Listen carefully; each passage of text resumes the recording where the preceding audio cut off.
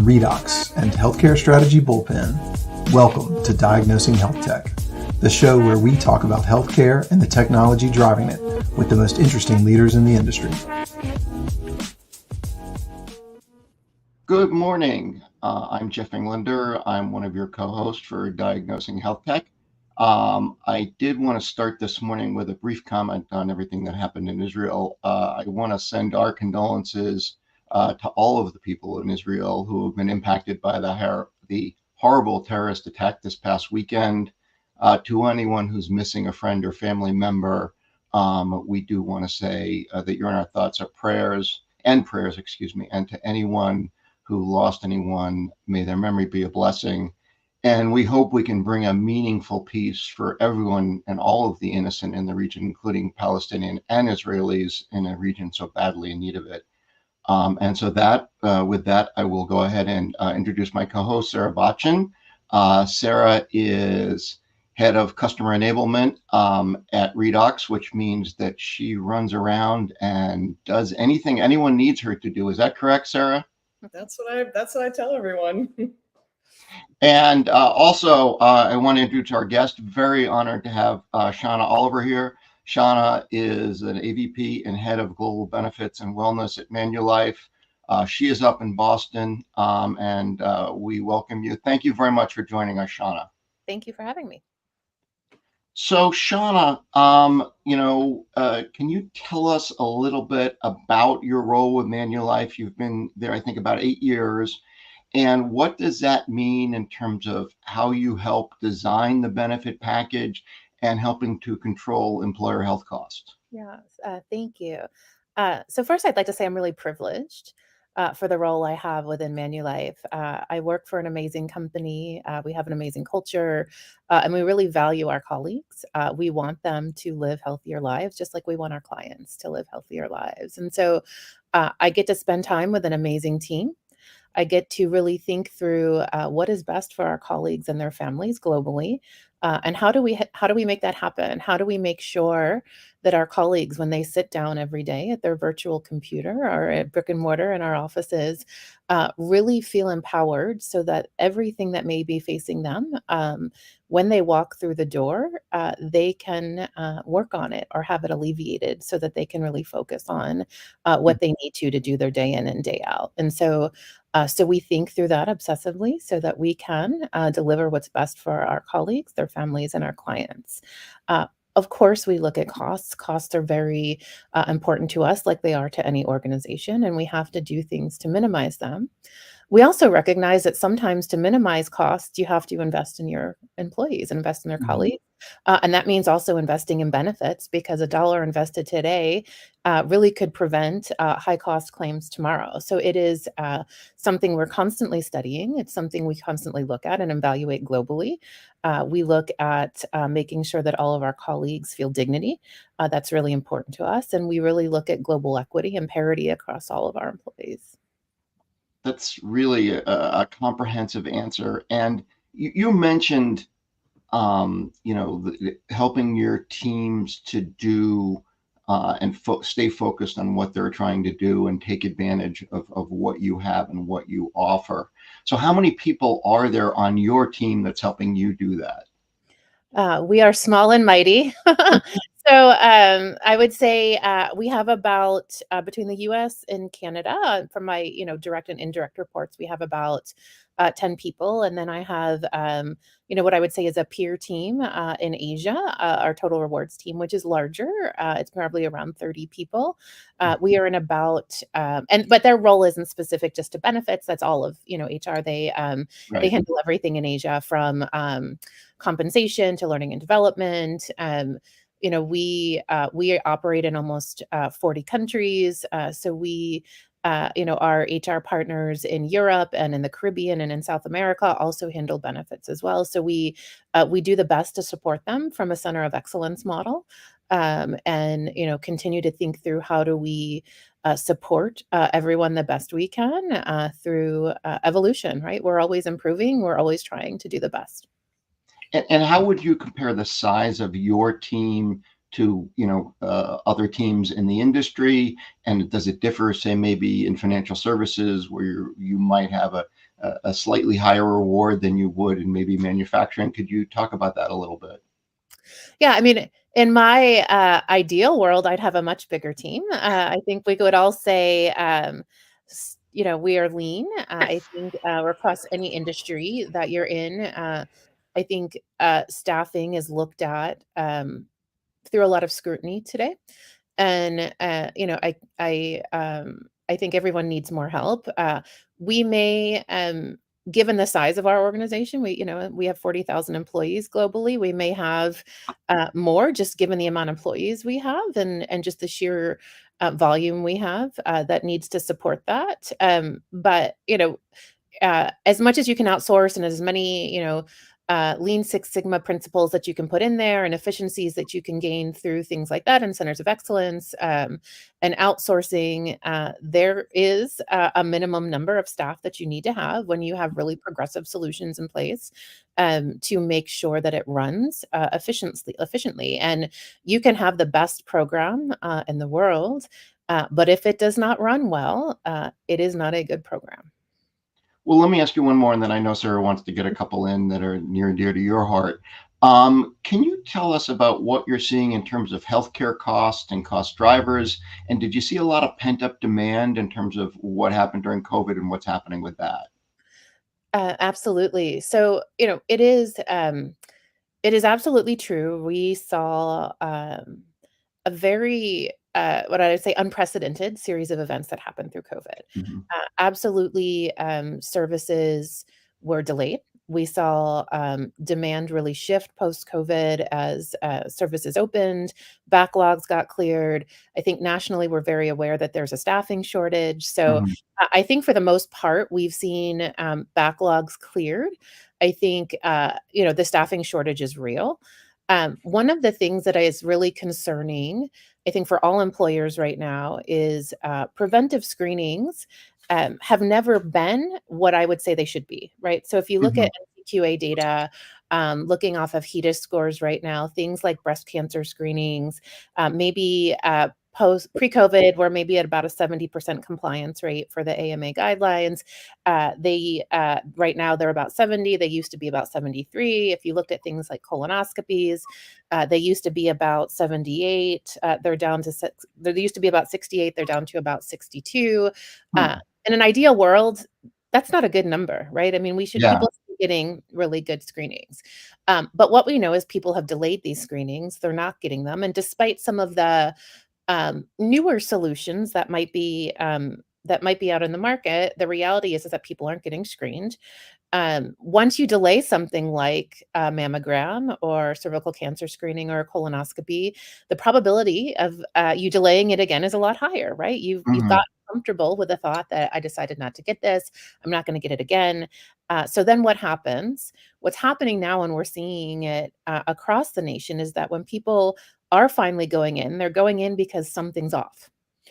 They don't feel right. There's a back pain that they feel that they've never had before.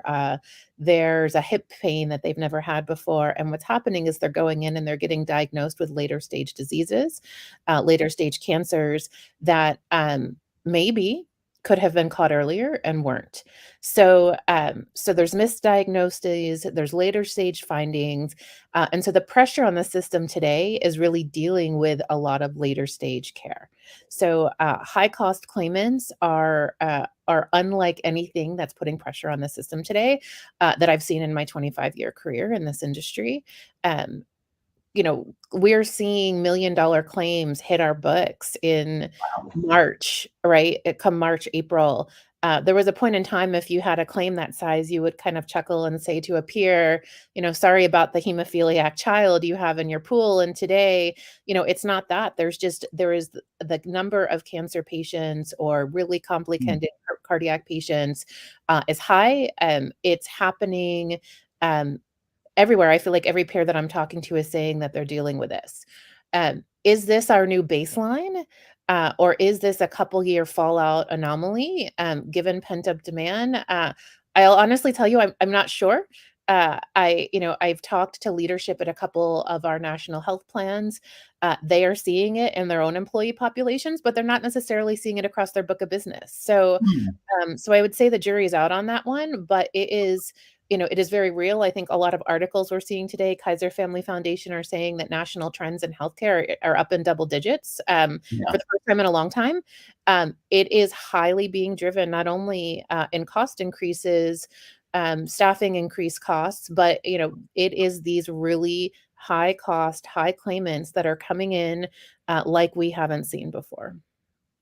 Yeah, that the numbers. I mean, the numbers are staggering when you talk about $1 million claims, and you're seeing multiple $1 million claims. Sarah, let you get a question in here. Yeah, I mean, it ties in really well. Something I was excited about for today's conversation was I knew that you had deep, healthcare economics expertise. I wasn't necessarily expecting us to go to HEDIS. I mean, what's health without a HEDIS? Not right. I'm interested, thinking about like the full picture, which is preventative care to these high claimants. How do you go designing a program with all of this in mind? And I think from your background specifically, what goes into designing the benefits programs that you have, and how much of all of this are you thinking about when you're thinking about the employer's role in creating a successful program? I know that was 5 questions in one, but amazing. Great set of questions, Sarah. I only got one, so I had to make it a big one. I love it. I love this. Let's talk about it. So the answer is you think of all of it. Right. And I was actually having a conversation with a physician at the Cleveland Clinic out of Canada a while ago. And she put something really interesting to me that I think is really important to think about from an employer's perspective when we design programs. And one of the things if you think about how a doctor treats a patient, right, they're going to look as they diagnose someone about what is presenting in this patient, but also what's not presenting, right? And you take those two things combined and you use that to really design your program. And I think the successful employer of today, as they design their program, really has to think through and look at our data, right? Data drives everything. You're always going to hear, whether it's what's your claims data showing, what's an ROI of a program, what do you need, what does your population look like? You have to look at your data. Data drives a lot of things. But what we need to start doing, and we've now been doing this really for a few years now, particularly during COVID, is we're also looking and saying, what is our data not showing? Yeah. And why that's important is because we all know within our populations, our employees need help, regardless of ethnicity, of gender, of belief, how they show up. Everybody needs help. And if you're not seeing utilization of your benefits across all types of people, there is a fundamental flaw in what you're offering and how it's delivered. So you absolutely need to see representation. And if you're not, you need to think through how you're going to redeliver that because it's broken. So you have to look at your claims data. You have to look at what's not in your claims data. A lot of times, there's an element of who do you want to recruit and retain within your employee population? Because that's a business driver. You have to make sure you have the right talent. I have never heard an employer say talent isn't their number one driver of business success, right? So what is your goal as an employer of who you want to bring in? What's your benchmark? Most employers have a philosophy around where do we want to be? Are we, is our benefits philosophy, we want to be the best package in the industry for where we are? Are we at median, slightly above? Do we want to say, look, our benefits philosophy is we offer the bare minimum because our compensation is, higher than everyone else's? There's no right or wrong answer. It's just that you have to have a philosophy somewhere, right? So you kind of marry that together.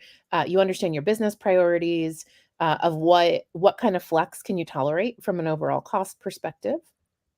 And you kind of, start threading this quilt, if you will, and building your story of based on all of these priorities that we have: recruiting, retention, what's our data telling us, what are the clinical needs of our population, are we hitting everything we need to, One of the things that we really embrace within Manulife is culture is really important to us.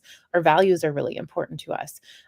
Things like preventive health, really important to us. And to us, mental health falls into that too, right? Your mental health is just as important as your physical health. So how do we actively demonstrate that to our colleagues? Family is really important to us. How do we actively demonstrate that globally to our colleagues? And so you take all these really important things and you figure out, and it takes time and it's challenging, but you have to weave all those priorities together, and take that and then morph that into what makes sense from an overall package perspective to offer. That'll include to what do you pay from a cost perspective as an organization? What do colleagues pay? And then it evolves from there. I Did think you have a series of follow-ups, sir? I do, of course. I'm just interested, a lot of that feels theoretical until you look at the data. So I have two specific follow-up Yeah. questions. I think for the average employer, getting to claims data has to be challenging, right? So there's got to be another pool of where you get that data from to inform those decisions. Is that true? Or how would the average employer go about like seeing what the claims data shows and then what gaps are there? So I would say it depends, right? If you're a larger employer, you're going to get access to aggregated claims data. So I want to be clear, we don't. It is it's industry protected. It's all HIPAA protected. We don't look at individual data. It is aggregated. We have daily access to our claims data, so we can get it. And if you're an employer that's over, I would say 1,000 lives. Your data is credible enough to really look at it and say, are things in here meaningful? For smaller employers, yes, absolutely, it will be harder to get access to the data, and that's when you really have to lean on whether it is the health plan you partner with, or maybe a consulting firm that you partner with to say, what is the best thing. You at that point really look at kind of mentality of what is happening within the book of business, what is happening within the book, influenced by what industry you're in, because that will help inform you. And honestly, then look at things like employee feedback to help really influence your decisions. That's helpful. I think so. From there, once you've gotten that feedback, how do you determine? And I'm looking at this from the lens of someone who works very actively with vendors who are wanting to be the right solution for their employer partners. What kinds of things do you look for, when you're choosing to purchase a product or to go with a certain program? How do you gut check to hopefully choose one that's going to be successful? So yeah, so I would say every employer is going to have a risk tolerance of um, of how new of a vendor they're willing to go with, right? And I think that's, in today's age where there's new digital technologies coming out constantly, there's new solutions hitting our market. Um, I think I get hit up every day of somebody trying to tell me about their new product, which is amazing and terrible all at the same time. But what I would say is, everyone's going to have a different philosophy about how much in the forefront you want to be. Do you want to be, bleeding edge, offering what's new, what's best? I would tell you, Manulife tends to be that. I want what's new. I want what's best. I'm always looking for the next best thing for our colleagues.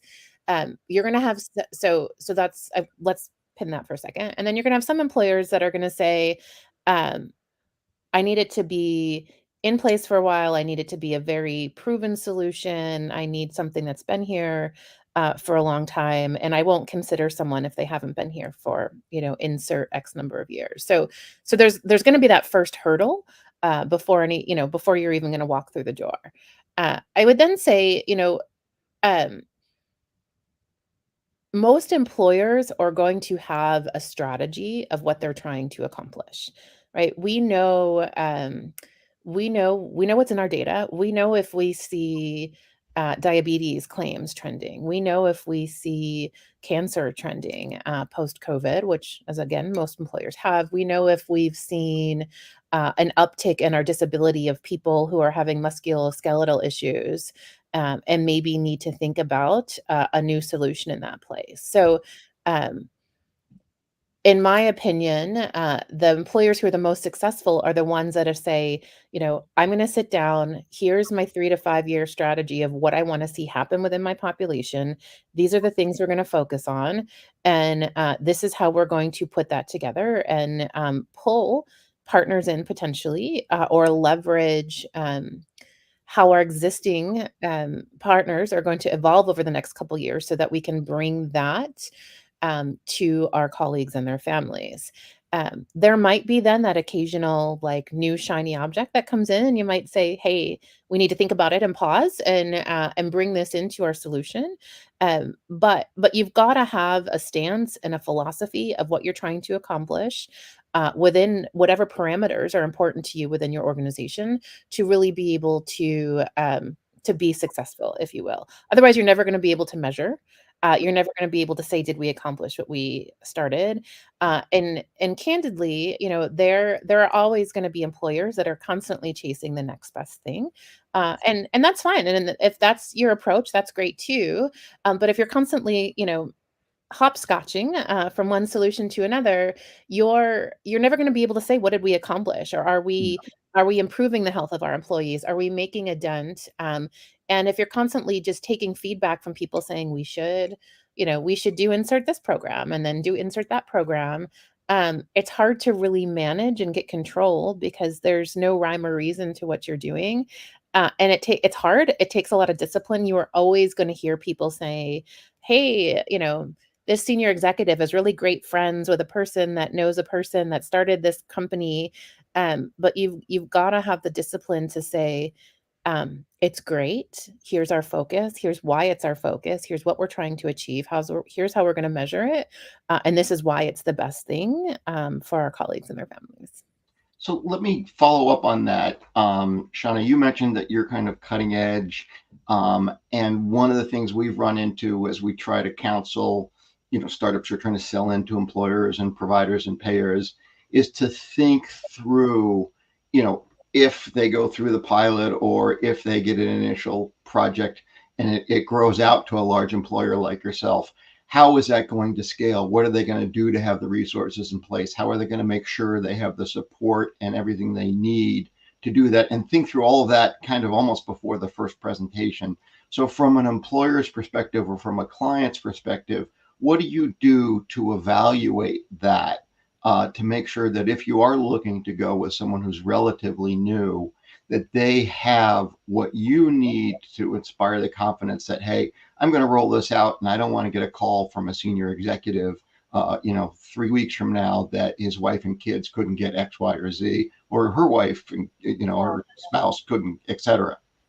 So the first thing for us that has to be in place is the appropriate security measures. So if there's not, the appropriate SOC 2 compliance, any kind of risk and security isn't my expertise, but that's why we have people on my team who it is. All of the appropriate security pieces have to be in place. And if they are not, it's a no-go conversation from day one.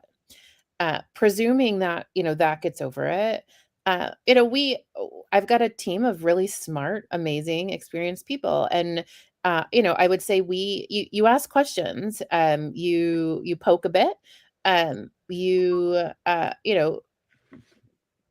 look at, you can do the best, you can ask questions, you can look at teams. Um, I think in some ways, and this might there's gonna be people who agree with this, and there's gonna be people who don't. Um, I think there's an old school philosophy, in HR that was, um, if your solution is not 200% baked, we can't roll it out to our organization. And, if one person complains that they had a terrible experience, this was the worst project you ever did, and you failed, and you should feel shame. And that philosophy's gotta go. The reality today is we wake up every morning. I did this morning, I had 17 app updates on my phone. Today's culture is used to waking up, things innovate, they evolve on a daily basis. All of our vendors are innovating and evolving on a daily basis. So we have to be prepared and we have to get used to communicating with our colleagues that things will innovate on a daily basis. And we are trying something, it is new. We think it's great. It might, give us feedback. And if it's not perfect, thank you for letting us know. And we are dedicated to you to making it better. And we have to learn. We don't have time to have things be perfect anymore. Things are evolving too quickly. Technology is evolving too quickly. We can do the best we can. We can ask the right questions. We can make sure the right security pieces are in place. But there comes a point in time that you're either comfortable saying, "Let's give it a go," or "This just isn't right for us," and you have to be able to make that call. Go ahead, Sarah, and then I know I have one more that's on people's minds. I think you go for it, and then I can round us out. Okay, so one question that has been on people's minds all over the news is the impact of the diabetes and weight loss drugs, the GLP-1s. How do you, what do you see going on there? How do you look at it? And you've talked about some, guardrails that you've put in. And can you walk us through kind of what your process looks like and what you think other employers are doing as well? Yeah, it's a big one, right? Every No pun every intended. yeah, it is. Maybe that was the wrong thing to say. Um, it is an issue everyone is evaluating right now. What I think most people would find interesting is many employers are discovering that they cover these drugs unintentionally. So, a lot of strategies that are happening right now are retroactive because employers are looking at their claims data and all of a sudden seeing an uptick of things like Ozempic, Wegovy, and they're saying, "I didn't know that I covered this to begin with, and now I need to put some retroactive guardrails in place."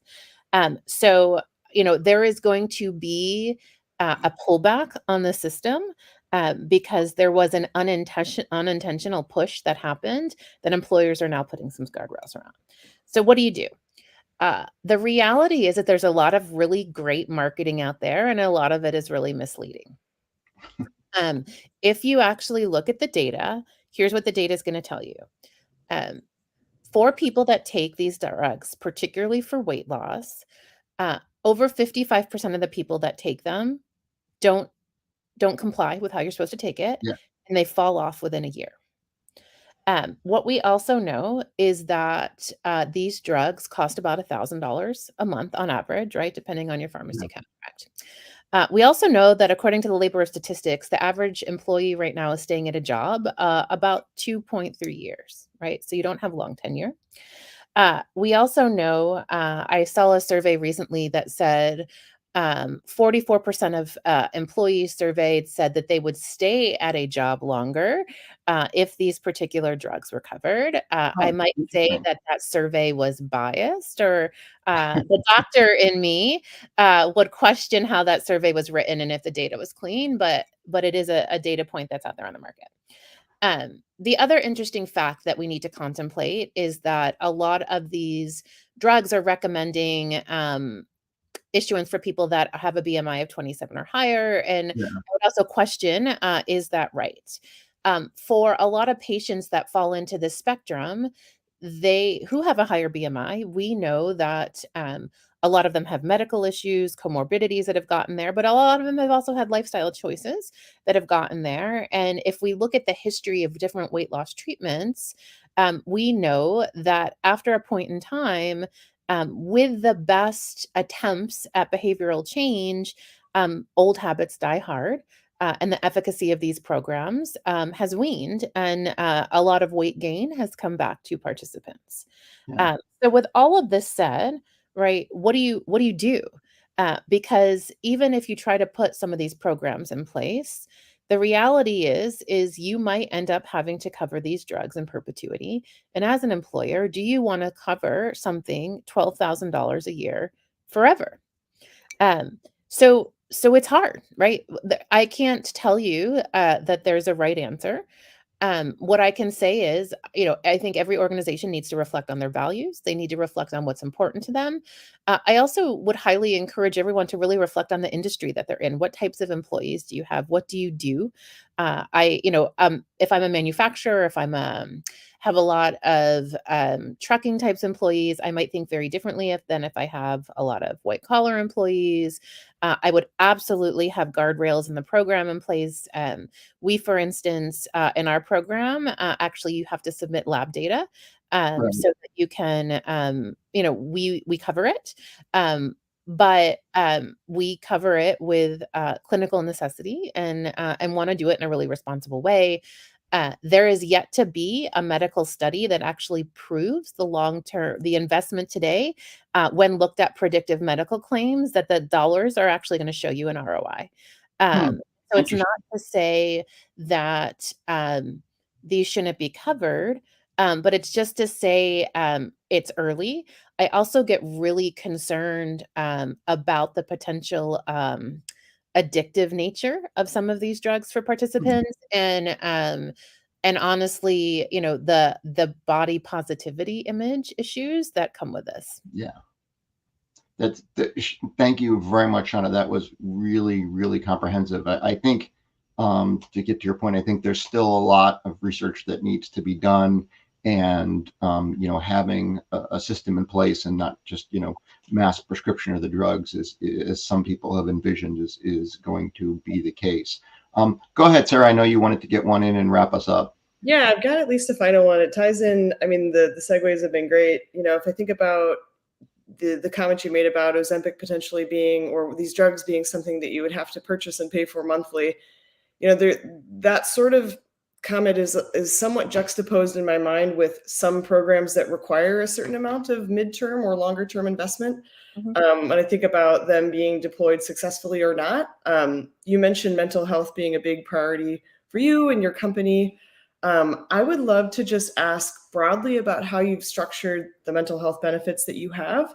And then if you have any recommendations for how to make sure that the program is effective. So the thing that I'm thinking of in my mind is there are some kinds of treatments where maybe if you only have one telehealth visit, it's not going to be that effective for the patient, or two. Are there ways that employers can be thoughtful about their design so they're investing the right amount and maybe not too little? Mhm.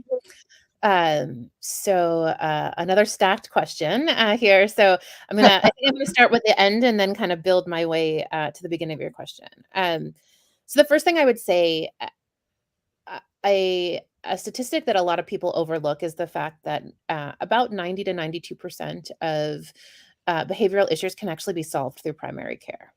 So I think that the minute somebody hears that they might need to talk to someone, or that they might be looking for a solution within mental health, the immediate response is, I need to find a therapist. And absolutely, there are times that that needs to happen, but there are a lot of other alternatives. And having a solid primary care solution and a solid primary care strategy in place goes a really long way. So I think that's really important. So that's one reflection that I would say. I think the other thing that's really important that's not often thought about is, um, if we're treating a medical condition and let's say we're having knee pain and we needed to go get knee surgery, it's very clear to us, like, my knee hurts, I'm going to see a surgeon, it's going to be fixed, I'm going to enter, and my knee's going to be better, and everything's delightful.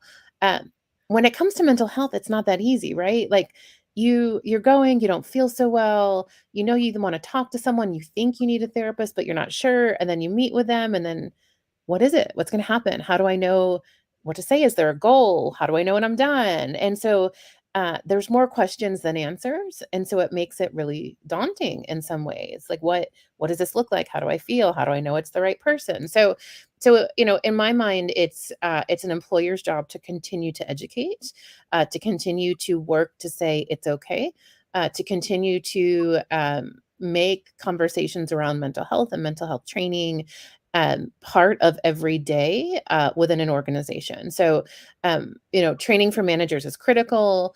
Making sure, mental health first aid kits available to managers is really critical. One of the things that we do, it was obviously World Mental Health Day earlier this week. It's also Mental Health Month in May of every year. We promote that pretty heavily.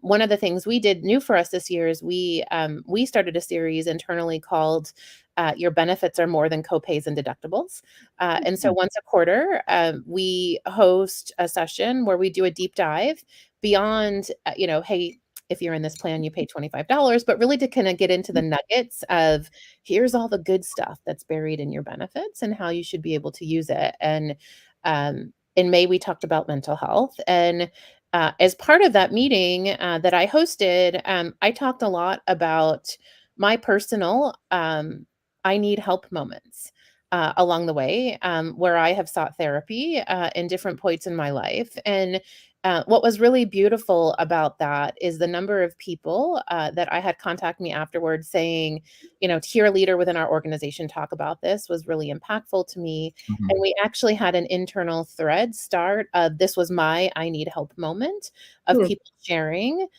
when they had the courage to say and what happened and how their life improved thereafter. So I can't emphasize enough the importance of, whoever you are in an organization, of just talking about the moment that you said, I need help, and how it impacted you or your family. I think for employers, we have accepted for a long time that we have to cover preventive healthcare at no cost, right? We have all this direction from the government that says, here's what's included in a preventive health visit. And we do that. But it's always baffled me that so many employers look at that and say, please take care of your physical health. It's important to us. But if you're not feeling 100% today, you have to go pay for that. So we want you to be physically healthy. And it's really important. You're our number one asset. You have to be here to make, you drive the success for our shareholders. But if you're not fully there and present and something's really stressing you out, we're going to limit your number of visits and you're going to have to pay for it. And I hope it's not too much. So thank you. I think the employer strategy in this space is terrible. I think employers should be ashamed for charging their employees for mental health. We have not charged our employees for any kind of mental health claims for years. If I could encourage employers one thing, it would be to stop charging your employees for mental health care. We need to take away the barriers for that. When we decided to do it, it was less than a 1% investment in our employees. And what was amazing is we saw our short-term disability claims decrease. We saw our durations decrease. Of course, we saw utilization go up. But people started getting the help they needed. Their families started getting the help they needed. They felt more supported. Engagement for our employees went up. It was absolutely the right thing to do. It is absolutely the right thing to do. And we need everyone in a similar position to mine needs to stand up for the mental health of their employees. It's critical. You cannot drive success with your organization if your employees don't feel ready to walk through their virtual or brick and mortar doors every day. Well, I couldn't appreciate that answer more. Thank you so much. Jeff, any final thoughts? I just wanted to say thank you, Shawna. This was really super interesting. I knew you were going to give thorough and complete answers, but these were even more thorough. I mean, the statistics you were pulling out was were just incredibly helpful. It just shows how data driven you are, and the extent of your team and the research you put into this. Really appreciate having you here, and thank you so much for your time. Yeah, thanks for having me. Yeah, thank you. Thank you. So with that, I will move us into our quick hit section, which talks about a couple of stories that have been broadly in the news. So first, DEA and HHS announced a second extension of the telehealth flexibility started during COVID. This allowed physicians to prescribe controlled substances without having the patient actually there in person. This was an extension, as I mentioned, of what happened during COVID. and the pandemic flexibilities that which were supposed to expire. What's really interesting is this has now been extended until late 2024. So given the other flexibilities that have also been extended to that point, this gives CMS and HHS a chance to really look at all the data and then to, in my opinion, make a global decision about what's going to happen for telehealth. And so the end of 2024 is really going to be a big period for telehealth.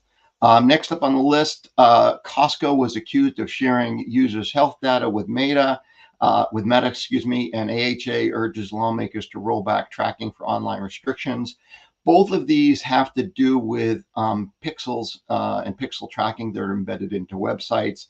They track user behavior, cookies, tracking beacons, and pixels, of course.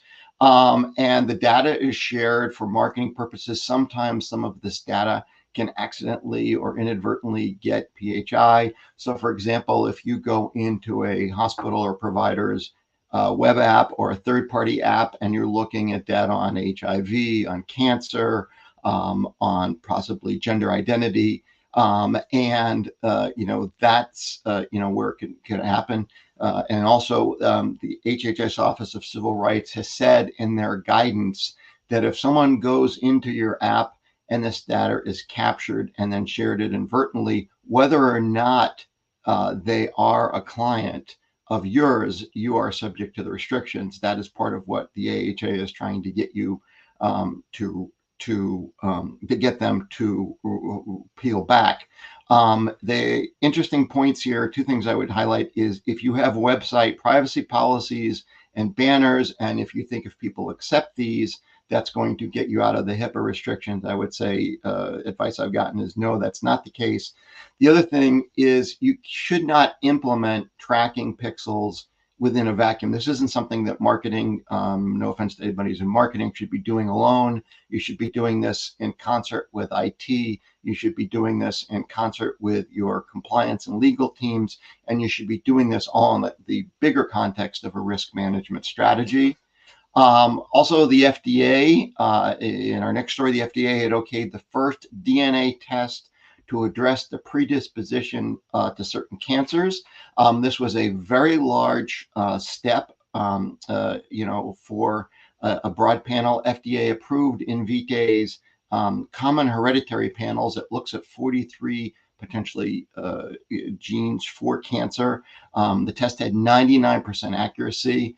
This was a good indication, and increases the breadth and applications of next-gen sequencing. So, a lot of positive signs there. And last but not least, the CBO came out with a study of the federal budgetary effects of activities of the CMMI Center for Innovation. Basically, the CBO said that CMMI Center for Innovation on a net basis increased direct spending by $5.4 billion between 2011 and 2020. This was more than expected when the ACA was passed. Also, the report includes, one thing is the report does not include savings from ACOs.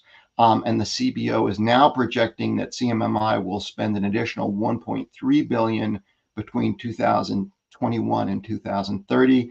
There's been a lot of uproar over this. CMMI is, goal is to introduce these innovations and help reduce spending. One of my arguments is spending has been growing for 60 plus years. It's not easy to change and turn around a battleship. So even 10 years of investment in CMMI, I don't think is going to do it. And it's going to take a little bit more time would be my take on that. Now let's talk about the articles that Sarah and I are going to go into. First, 75,000 Kaiser workers went on strike. There's rumors of additional areas going on strike. A group of people at Walgreens Boots Alliance went out on strike. Any thoughts on the general stress of the healthcare workforce right now, Sarah? Well, what I think that's interesting about it is it's 75,000 employees that have gone on strike. That's just so impactful to the system. I know from a revenue standpoint, it might not be the most important component, but really what it is it's their pushing back on staffing shortages, asking for increased working protections, asking for increased pay. I think that we'll see a lot more of this, and I think it's really just interesting to watch this unfold. It started on Wednesday. I think it was a 3-day start, and it sounds like if they don't get what they're looking for, they'll potentially push for a longer strike to continue. So I think just from a trend standpoint, it's something that is obviously an impact to the working environments that we're seeing probably post-COVID, but just with staffing in general. Yeah, I think you're absolutely right. Shawna mentioned there's a lot of pressure on the workforce. We've seen what's going on. We're still with everything that's going on with the difficulties around immigration and the Congress, if they ever come back. I think that's an issue. I think, the fact that we have a population that's getting older demographically that needs more services from healthcare in general is going to continue to be, a big issue. And, we're going to have to look at ways to address the so-called one-to-many issue, both in terms of clinicians, in terms of nurses, pharmacists, everyone. And that's where, some things such as, AI, cloud, other technology, I think can help augment and reduce the burden. I'm not suggesting that technology can replace any of these people, but I think it can help augment what they do. Any thoughts on that, Sarah? Yeah, definitely. And I think today we learned a little bit more about the employer's role in making sure that preventative care is easy to access. So, every time we've talked, there's been something related to staffing that's come up and how we distribute the work across, the different roles and members of the care team that exist. And now we're seeing the employer becoming not a part of the care team per se, but someone who can help, insist that patients go get the care that they need to avoid, their conditions exacerbating over time. So I absolutely believe that technology is a part of the solution. And I believe, the companies and the providers of benefits can encourage behaviors that help decrease some of the strain that we're seeing with the staffing that remains to be a problem and probably will for the near term to long-term future. Yeah, and we're going to talk about this next week in kind of an open forum. Is how do you look at and address some of the workforce challenges? And it's not just the hospitals, as we talked about. Walgreens Boots had a walkout. There was rumor of a walkout for CVS. Just from my personal experience, we had our local pharmacy was closed for 3 days last week because they couldn't get a pharmacist. And this is just a really creeping problem that is going to, people are going to have to figure out, how do you incentivize and keep happy the people that you have? And then how are we going to figure out how to fill in those workforce shortages, where we need to? Yep. And the second article that we wanted to talk about was General Catalyst is eyeing a health system acquisition. So what they are doing is they're launching a healthcare company with plans to purchase and operate a health system. And they are going to be bringing former Intermountain CEO Mark Harrison to lead the effort. So would love to hear what you think about that, Jeff. It's interesting, as Sarah and I talked yesterday, I had some mixed feelings about this, just given the nature of the kinds of things that you would expect PE firms to purchase, needing, sometimes in need of corrective action and repair. And Mark's background coming from, Intermountain and Cleveland Clinic before that. I did have the opportunity to speak with a colleague who worked with Mark directly and could not say enough positive things about Mark and his abilities. So I think that turned, my vision a little bit. I do think you will see, more and more private equity getting deeper and deeper to healthcare. They have kind of gone into a number of different areas in healthcare. You've seen it certainly with, physician practices in dermatology, in orthopedics, in physical therapy. And I think they're realizing that to really get control and make significant inroads into healthcare, you may have to take on a whole organization. So, that's, part of what I'm seeing there. Yeah, definitely. Super interesting. So it's one that we'll just keep our eyes on. We'll wait and see how it goes. Yeah, it's going to be really interesting to see how that plays out. And there will be a lot of feelings on both ways in terms of the involvement of private equity in healthcare. Let me just check and see if we have any questions. I do not see any questions at the moment.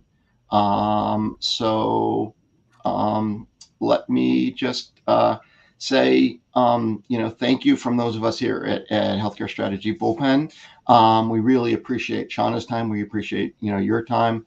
The way to think of us is think of us as a Rosetta Stone, we're helping, bridge the gap between the language and culture of technology and the technologies you bring to healthcare and the technology and the roles that your healthcare payers and providers need to access and need to use how to implement. So we help apply tech to help improve the lives of people. Please take a look at this week's blog, which was on radiology, aiding the workflows and accuracy in the workforce as workforce pressures mount. And please do sign up for our blog. Please do follow us on LinkedIn. Please take a look at us on Twitter. And join us next week when Elizabeth Ojo and I will, I believe it's Ojo, Elizabeth Ojo and I will talk about some of the workforce challenges that are occurring throughout the healthcare industry and different ways that are being taken to address that. And with that, I will turn it over to you, Sarah. Yeah, definitely. So you can also subscribe to Diagnosing Healthtech at redoxengine.com/Diagnosing Healthtech to get these weekly invites to the show. You can also email us with questions or topics or guest suggestions if you have any. The show is also sponsored by Redox, the healthcare integration platform that specializes in the implementation of big data, AI, and cloud computing. Later today, Redox is going to be hosting an event as well. So we'll have a webinar with 2 CMIOs as they share their really practical advice on how to think about AI and where to start if you are just beginning to activate AI and trying to plan out how to enable AI at your organization. So from all of us here at Diagnosing Healthtech, thank you for watching, and we'll see you next week. Thanks very much, Sarah. Appreciate it.